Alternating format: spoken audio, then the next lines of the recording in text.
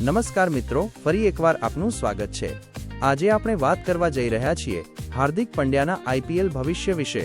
છેલ્લા કેટલાક સમયથી સોશિયલ મીડિયા પર ચર્ચા ચાલી રહી છે કે હાર્દિક પંડ્યા મુંબઈ ઇન્ડિયન્સ છોડીને બીજી ટીમમાં જઈ શકે છે।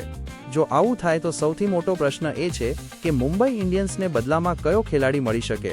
જો ગુજરાત ટાઇટન્સ હાર્દિક પંડ્યાને પરત લાવવા ઈચ્છે તો મુંબઈ ઇન્ડિયન્સ શુભમન ગિલ, સાઈ સુદર્શન અથવા મોહમ્મદ સિરાજ જેવા સ્ટાર ખેલાડીઓમાંથી કોઈ એકની માંગ કરી શકે છે। જો કે આ માત્ર ચર્ચાઓ છે, હજુ સુધી કોઈ સત્તાવાર જાહેરાત થઈ નથી। હાર્દિક પંડ્યા એક મેચ વિનર ઓલરાઉન્ડર છે। તેમની બેટિંગ, બોલિંગ અને કેપ્ટન્સી કોઈપણ ટીમને મજબૂત બનાવી શકે છે। એટલા માટે જો ટ્રેડ થશે તો તે આઈપીએલના સૌથી મોટા ટ્રેડમાંથી એક બની શકે છે। હવે તમને શું લાગે છે, પંડ્યાએ મુંબઈ ઇન્ડિયન્સમાં જ રહેવું જોઈએ કે ગુજરાત ટાઇટન્સમાં પરત ફરવું જોઈએ?